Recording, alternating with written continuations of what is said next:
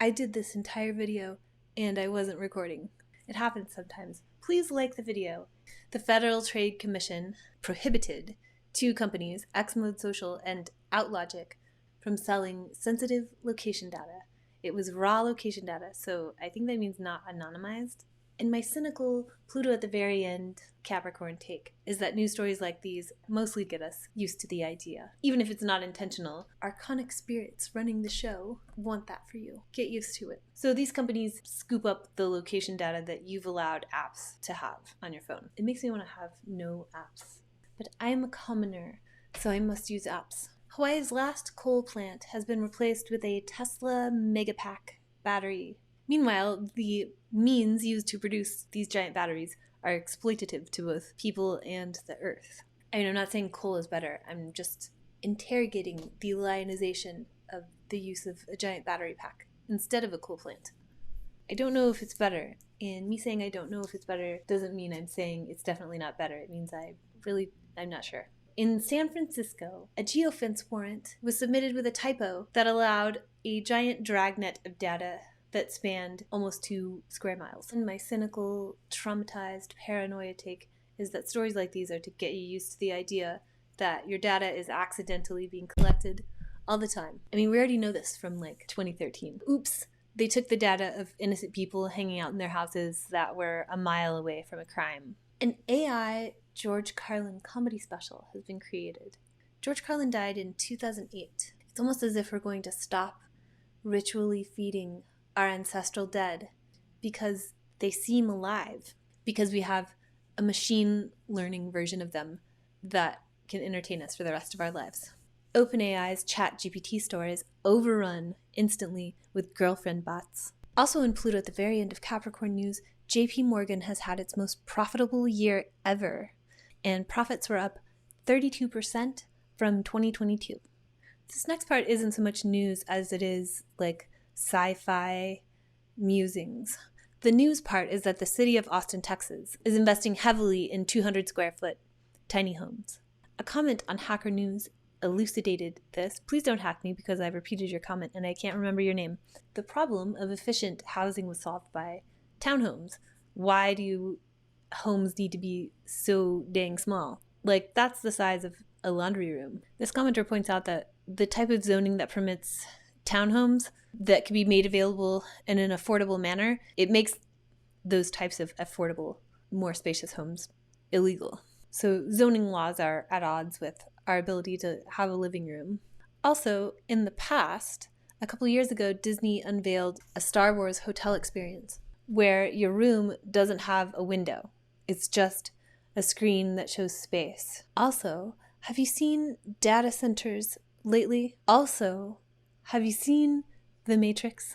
When I first moved to Los Angeles many years ago, I drove down into the Hollywood and Highland parking deck, which is underground, and I immediately received a very clear download that one day these will be tenements, and to have a window will be a luxury. Monday is chill and dreamy and sensitive, and I don't mean that in the word sensitive is used as a liability, but in the afternoon the sun sextiles Neptune. It's our sun's yearly closing sextile with Neptune.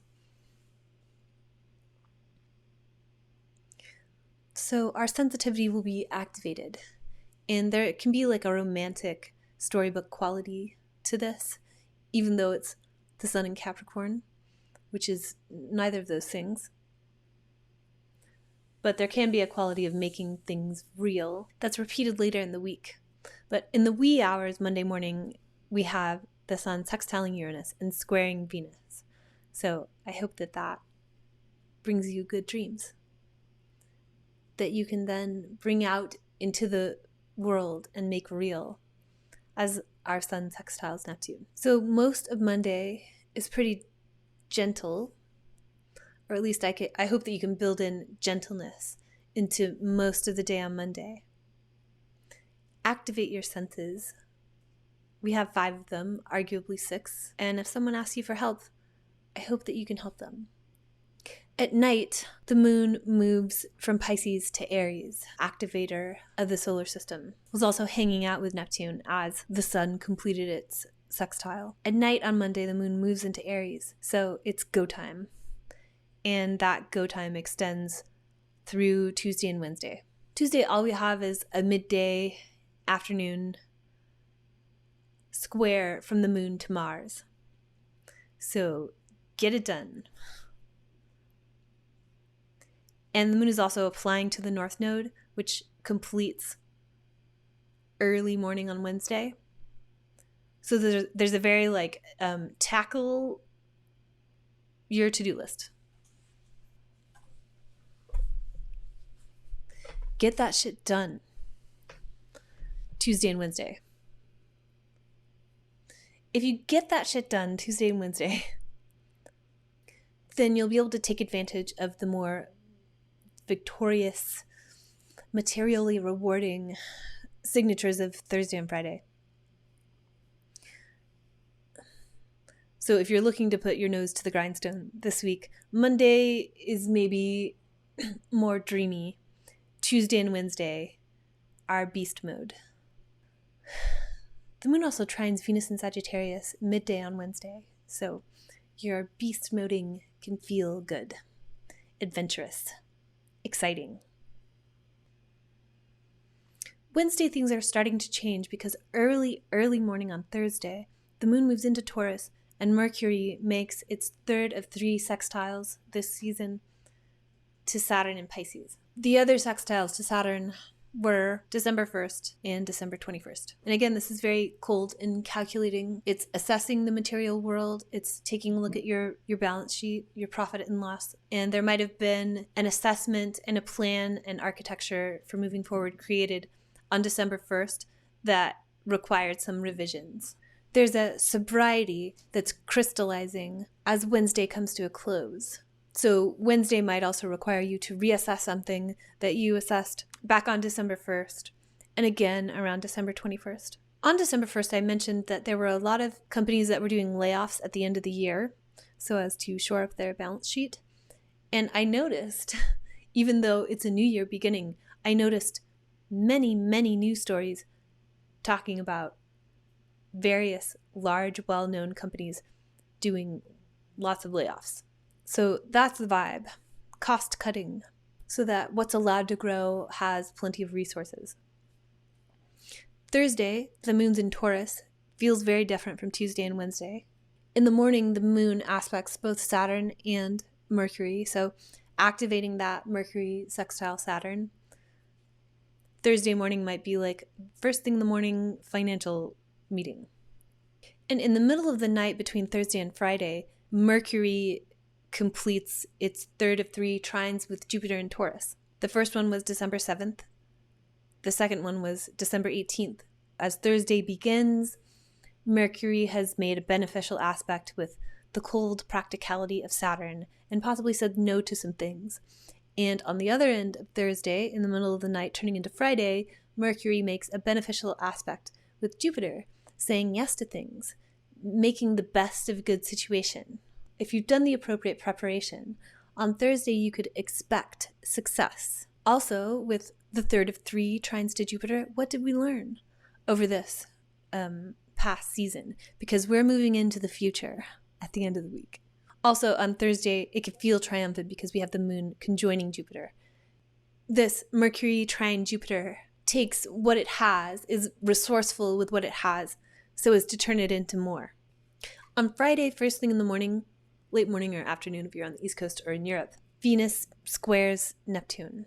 So coming off of the high of Tuesday, Wednesday, Thursday, maybe your celebrations, maybe you celebrate a little too much. Or perhaps you become disenchanted by results. Perhaps your expectations were unrealistic. You could also become disenchanted by a relationship or something in your life that Venus rules according to whatever house Aries and Libra, or Taurus and Libra are in your chart. So if something, a thing in your life or a relationship falls apart or seems to be having a bad time, it's possible that that didn't have a really strong basis in reality anyway. It might have had some like enchantment that caused it to look like it had a foundation because it was hovering above a magical fairy mist, or it was just like sailing along a sparkly cushion of glitter glue.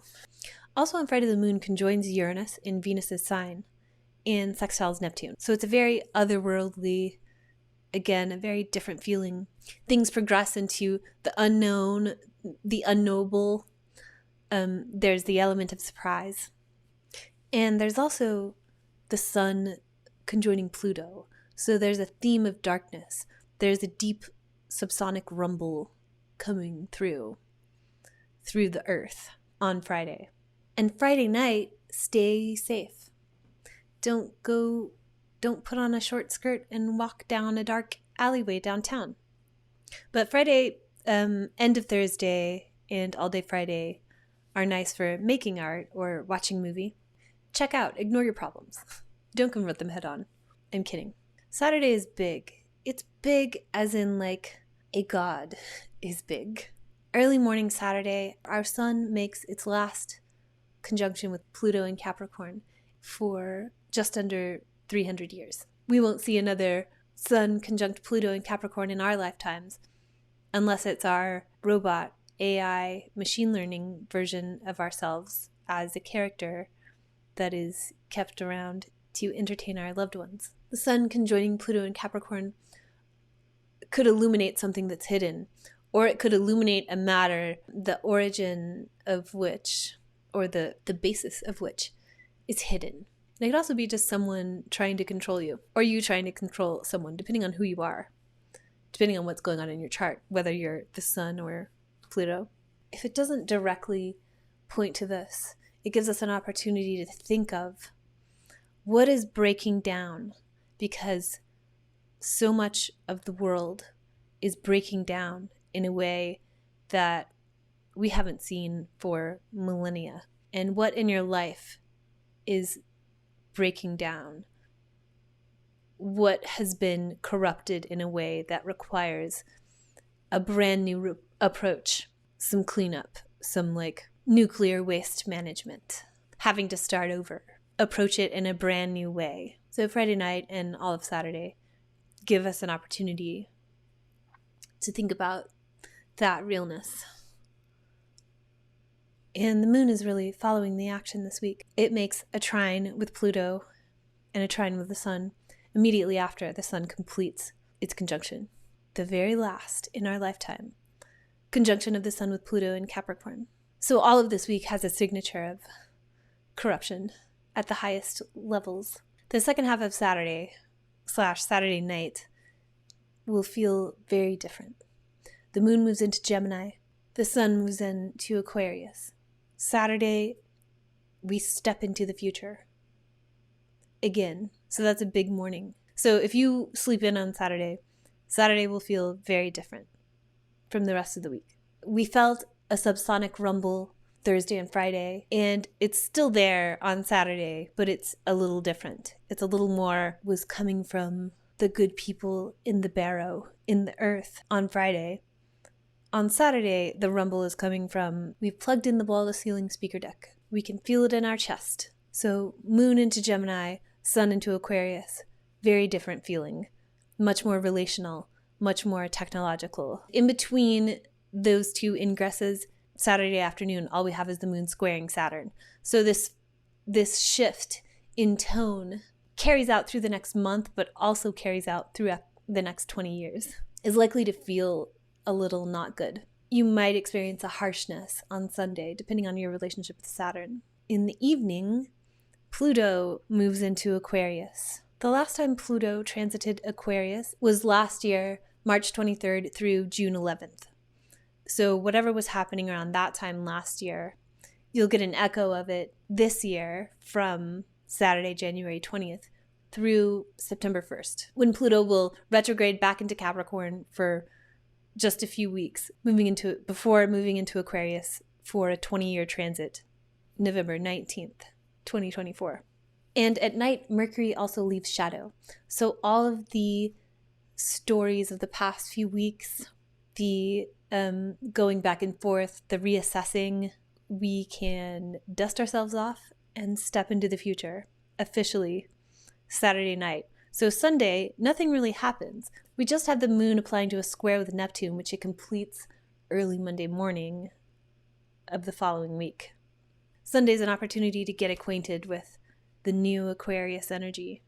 Also, last year, I made a Pluto and Aquarius video. I'll also link it below. And I think I need to do a reaction video or something to it because I'm pretty sure I unwittingly played into some political binaries that I don't necessarily agree with for dramatic storytelling purposes. Pluto in Aquarius opposing Leo, domicile of the sun, makes me think of this that Albert Einstein allegedly said. Great spirits have always encountered violent opposition from mediocre minds. Stay safe from the hive mind. Your house might be an outside-in robot. Pre-order the calendar. Pre-order skincare Zodiac if that's something you're into. I worked very hard on it, but I'm not a doctor. The whole idea that skincare has been medicalized and given over to experts when that's not really necessary. Unless you want to give everything you know about your body over to an expert and know nothing about your body yourself. Don't forget to use the feedback form because I don't know what I'm doing and you know that, so tell me. Fill it out on Monday when your psychic sensitivity is heightened. And remember, your Wi-Fi is a camera that can see through walls.